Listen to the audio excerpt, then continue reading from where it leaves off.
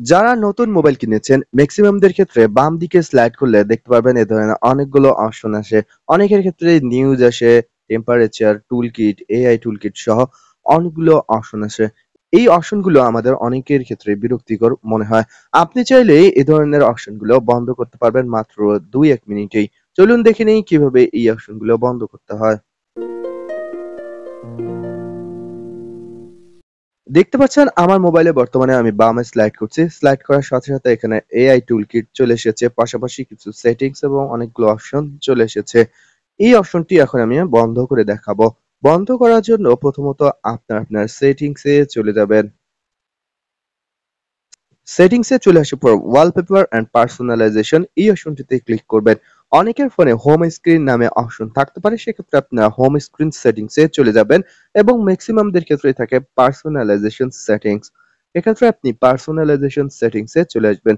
এরপর নিচে স্ক্রল করবেন। নিচে স্ক্রল করার পর দেখতে পারবেন যে হোম স্ক্রিন সেটিংস রয়েছে। এখন আপনি হোম স্ক্রিন সেটিংস এ ক্লিক করুন। হোম স্ক্রিন সেটিংস এ ক্লিক করার পর নিচে চলে আসবেন এবং দেখতে পাবেন জিরো স্ক্রিন নামে একটি অপশন রয়েছে। এই অপশনটি যদি অন থাকে তাহলে এ ধরনের যদি মোবাইলের স্ক্রিনে বামে স্লাইড করেন, স্লাইড করার সাথে এআই টুলকিট অপশনগুলো চলে আসে। এই অপশনটি যদি আপনি বন্ধ করে দেন তাহলে এই অপশনগুলো আর আসবে না। আমি এই অপশনটি বন্ধ করলাম। বন্ধ করার সাথে দেখতে পাচ্ছেন যে আমি বাম দিকে এখন স্লাইড করছি। আর কিন্তু আমাকে বিরক্ত করছে না এবং এআই টুলকিট গুলো শো করছে না। যদি আপনি এই অপশনটি খুঁজে না পান, সেক্ষেত্রে আপনি সার্চ বারে গিয়ে লিখবেন জিরো স্ক্রিন। লেখার সাথে কিন্তু এই অপশনটি পেয়ে যাবেন যদি আপনার মোবাইলে এই অপশনটি থেকে থাকে। পাশাপাশি অনেকের ফোনে এই অপশনটি নাও থাকতে পারে। সেক্ষেত্রে আপনারা সার্চ বারে লিখবেন স্মার্ট অ্যাসিস্ট্যান্স অথবা -1 স্ক্রিন অথবা গ্ল্যান্স অথবা স্মার্ট হাব।